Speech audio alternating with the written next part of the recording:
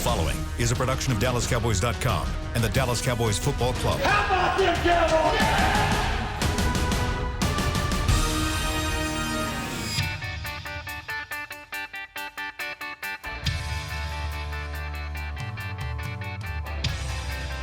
What's up? We're back for another Boots in the Bubble. We've got more boots, more bubble than you could even imagine. I don't even know what day we're on. It's starting to feel like a black hole a little bit, but we are cruising right through to making our team for the 2020 season. And speaking of making our team, we have got killer Dallas Cowboys cheerleaders with us tonight, and they are going to give you all the deets on our training camp 2020 here in the bubble. So, Savannah, introduce yourself. Tell us who you are. We should already know by now since you guys are fourth years. Hi, I'm Savannah. I'm 29 years old from St. Augustine, Florida, and I'm going into my fourth year. Our little Floridian, moving all over the place girl. She's just our cultured queen, we like to call her. She knows a little bit about everything. All right, joining us also we have Rachel. Hello, I'm Rachel. I'm 25 years old, and I'm from Plano, Texas. Our little hometown cutie we got over here. Another hometown cutie. We've got Lexie. Hi, y'all. My name is Lexie. I'm 26 years old, and I'm from Flower Mound, Texas. Just the little sweetest Flower Mound girl. All right. We've got our West Coast, Best Coast babe from sunny San Diego. All right, Gina. Hi, guys. It's Gina. I'm 25 years old, and like Josh just said, I'm from sunny San Diego, California. Which I'm super jealous of that you got to spend some time at home. I did. Looked beautiful. Oh, it was such a dream, and it was so nice to get a long spread of time with my family because, you know, we always have such a busy schedule, whether it's season or off season. We're always working on something here.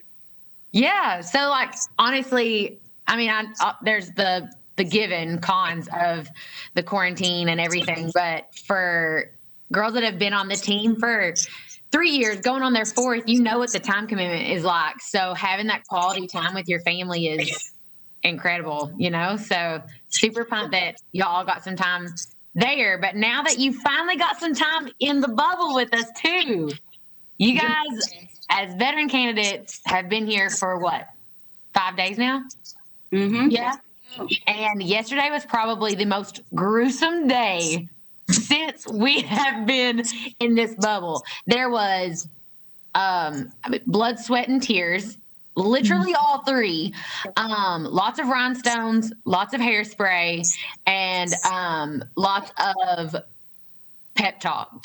I feel like that's what I could see each other. Like, you guys are the best at pumping each other up. So, Lexie, start us off. What was yesterday, and kind of set up how it was different than than it has been in the past, since everything is literally different now.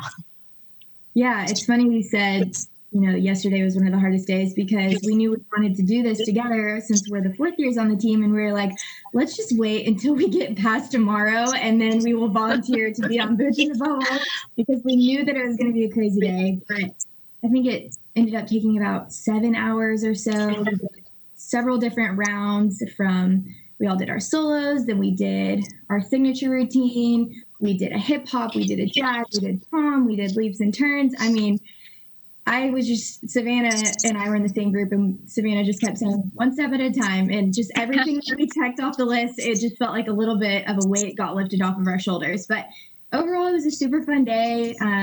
We got to watch each other, which hasn't been super common for this training camp just because of how careful we're being and everything. So it was really fun to watch each other and cheer each other on. Yeah. So solos in the past have been during auditions back in May. It's August, and we're just now getting to solos, and that's such a huge part of this process is your solo.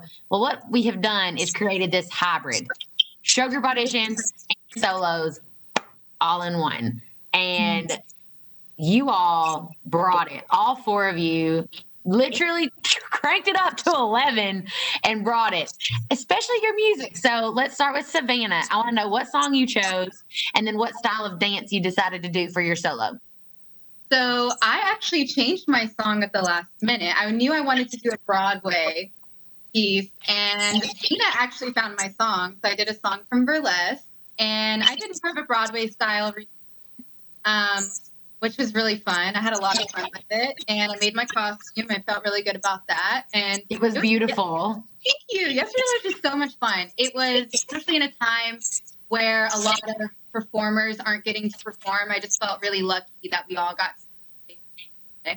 Oh, that's such a good point with the dance industry and everything right now. And you're right, huge shows aren't able to be, continuing their residency in these theaters and stuff. So being able to be on a stage, Rachel, tell us about that with, your song, your style, and what it felt like being on a stage again. It was awesome being on a stage again, and I actually liked the aspect of doing solos on a stage because it kind of felt like competition. Right. And usually we do it's a stage kind of, but it's a flat level stage at auditions when we typically do them. So that was a different element, which was pretty fun. The song I did was "I Was Here" by Beyonce. And that had a special place in my heart because it's actually the song that I used as one of my nationals dances in college. I was going to use my same costume, but I actually wore that one my first year. So instead I borrowed Erin's costume, but I switched it up a little this year. The last 3 years I did kind of a higher energy jazz, and this year was a little bit slower and lyrical. So it was fun to kind of show a different side. It was beautiful. Thank you. And I kind of got emotional because that song was so powerful, and especially for someone returning for a fourth year, that song really was fitting for, I feel like, your journey through DCC and just reestablishing that, I've been here for a while, but you know what? I'm back. And, that whole vibe that you put out, it was incredible. So Thank you. great job choosing that. Loved it. Gina, talk about your solo song and our comeback girl. Ooh, Comeback season, baby. Season. Yes. So as some of you may know, I was injured back in November, the week of Thanksgiving. I was at a show at the Star in Frisco, and unfortunately I ended up tearing my ACL at that show. So I was lucky enough to get operated very quickly after that and get on the road to recovery. And ever since then, I've been working hard in PT to strengthen my muscles and get back to where I once was. And I think it was back in January when I first heard the song Rise Up by Audra Day. And I thought that it just totally struck a chord with me. And I knew that I had to do this song just because of the beautiful message that it portrayed about, knowing that whatever struggles and whatever challenges you may face, you always have the ability to rise up and move beyond them and get back to where you once were and even beyond that. So, it was definitely. Yeah, I feel like I replayed slow motion because I was at that show with Gina. So I felt like I was replaying that slow motion to her surgery picture to watching her. It was amazing. We were all so proud of her. Yeah. It's been an emotional journey. And even me practicing this dance, I would get emotional thinking about just how far I've come in the whole process of, 8 months ago, I couldn't even walk and I had to just take baby steps to get back to where I am. But performing that, I just had so much joy in my heart, and all my friends were so supportive, cheering me on. And it just felt so great to be back on stage. Well, you couldn't tell that you had even had a surgery in the last year. I mean, especially a major one. So talk about a true performer at her finest, because girl, you sure did leave it out there. And that costume though. Thank you guys. Whoa, beautiful all around. So All much. right, Lexie, give us your solo song, what style you did, and then tell us about the judging with and kind of how that was different this year as in past years. Yeah. So I'm always pretty indecisive when it comes to my solo song, but I ended up doing PYT by MJ, which was really fun. Oh. And I did what I pretty much always do, which is a high energy jazz, but works for me. So I just went with that. And I actually borrowed a costume from Maddie that she had, which was really nice. That was a different aspect of solos this year too. A lot of us were kind of trying to be resourceful and borrow and share and, practicing in living rooms without having a lot of studio space. So that definitely brought a different element to it. Yeah. Overall, it was really fun. And then judging wise, we had some fun special judges. Can I say who they were? I don't know. Maybe Surprise. let it be a surprise for later. Okay. But tell us, I feel like usually show group auditions, they're sitting in front of you. And so, that has for example, Gina's routine, we all felt her energy from the stage, so it's like they were watching all through a screen. Yeah. That was difficult. Yeah. So the judges were watching us through a screen. And I think that adds another challenge to it because you're just 2-dimensional. And so I think we all kind of had that in our mind, but it was different not having a full panel there, but it was also really nice because it took a little bit of the pressure off. We just had Kelly and Judy in front of us, which is of course always scary, but then all of our friends were all around cheering us on. So it was awesome. I think that was the best part, was just the y'all being so supportive of each other. I think that's a question that we all get a lot too. Are the girls actually as nice as, whatever? And it's yeah, actually everyone is that friendly. They're that encouraging. It's like a myth busted kind of thing. Yes, no, they're that pretty and nice and supportive, which is what we need in the world. Yeah. Just the support. The vet move yet? Oh my gosh, wait. That is the highlight of solos. Yeah. Is the vet move. Everybody just goes wild. So Savannah, tell us about what the vet, you have to tell us what the vet move is, time explain why and the what's behind it. So the vet move is kind of we decide before auditions as a group, as a team, what move from one of our signature dances that everyone kind of in their solo. And when that move comes up in someone's solo, we all just go crazy and start cheering and clapping. And it's so special when you hear that cheer, because you just want to, give it a little bit more punch and power, and it's inspiration. It is funny to watch all the different styles, girls that choreograph it into a hip hop routine versus girls that choreograph it into a lyrical. It's yeah, or oh my gosh, Yeah. That's where it's nice when you do a big, powerful jazz, because it always flows. Yeah. And you're like, okay, lyrical, how am I going to put this and make it this move, where that was a good one to watch, the lyrical people. right. Yeah. like they're floating. Yeah. So other than doing your solos, yesterday, you like you said, you danced for 7 hours. That's insane. Hey, that's almost most people's work day. And then on top of that, you're giving it your all on stage. You did hip hop, a lyrical, and then you do your across the floor stuff. What was how does that play into show group? Because we combined solos and show group auditions all into one. And I think a lot of people get confused on what show group is and kind of how your solo stuff sort of ties into that. So Rachel, give us some deets on that. So I think it was really cool having the solo aspect as a part of the show group auditions instead of the auditions to make it to training camp. I think it kind of reminded the judges what we're really good at. I think usually, they see our solos in May, and then by the time show group auditions roll around, they kind of forget, oh, wow, she's really technical. She can do all of this really well. So that was pretty cool, having an opportunity to showcase a full minute and 30 seconds of what I'm good at instead of just a quick across the floor of leaps and turns and then 4/8 counts and you're done. So I really liked having it as a part of show group auditions. It made the day a lot longer than it normally is, but other than that, I think it was special to have. Yeah, for sure. That's a good point of being able to remind the judges, these people, they see you in May and then they come back in sort of sporadically through training camp. And thinking about stuff coming back in sporadically, I want to know what memory that you all have of dancing we are on the field for 90% of all of our performances, but there's those few and far in between that we actually get to perform and dance somewhere else, or something like honestly, the amount of things that DCC that I've wound up in, I'm like, how did I get here? So like, I want to know, especially like Gina, you start us with what is your favorite memory dancing off the field through DCC? Well, there's so many to choose from, but I'm going to have to go with our Queen performance last July.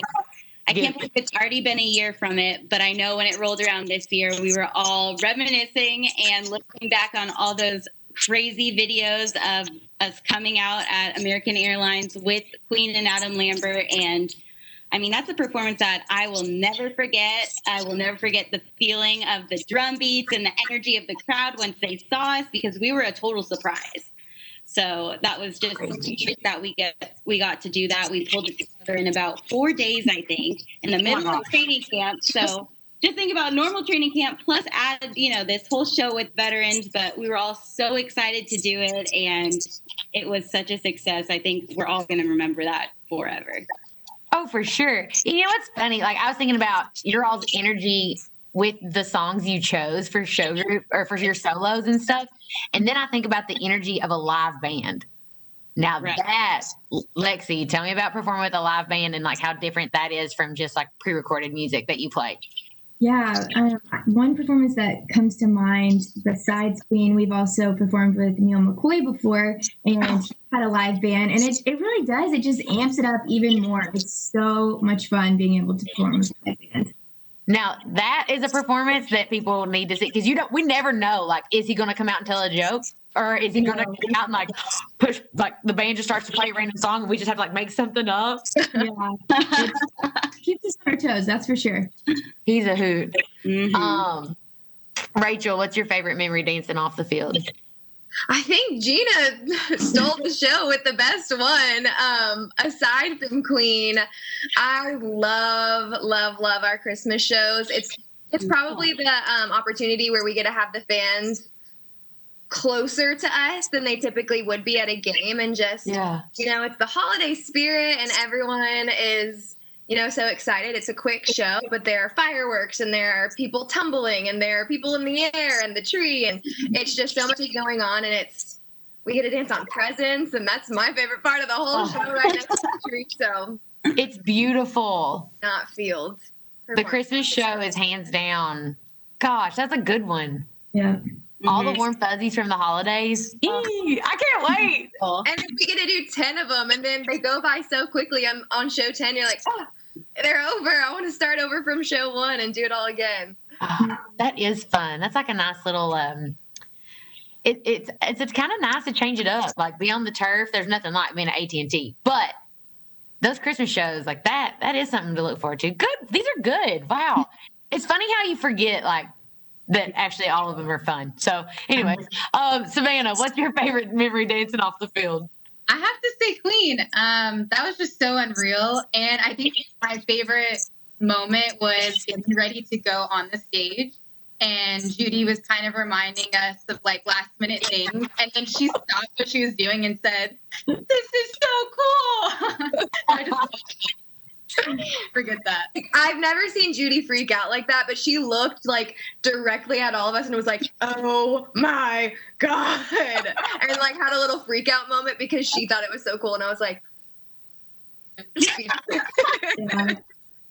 It's funny to watch Judy, because usually she's always like, "Girls, make sure that your feet are pointed and everything is in the right place, and fix your hair." And you're just like, "Oh my gosh, okay, here we go."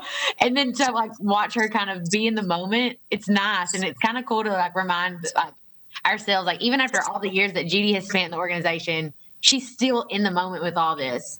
And I feel like right now is a cool time for you all to be in the moment, because this is unparalleled. Like, this is a training camp unlike any other.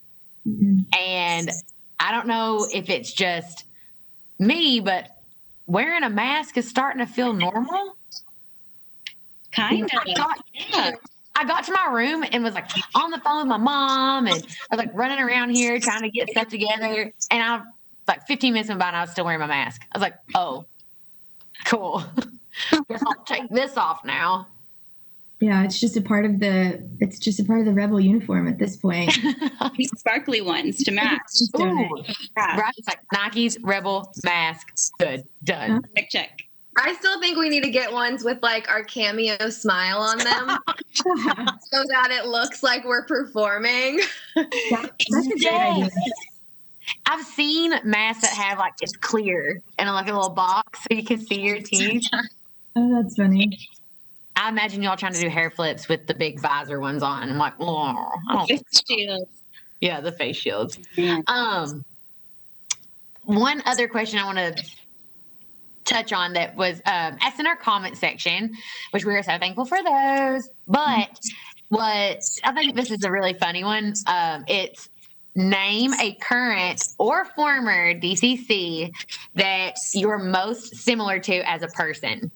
And I think that's kind of a hard one. So, Rachel. Ooh, don't make me go first. Try it. Current or former that I'm most similar to?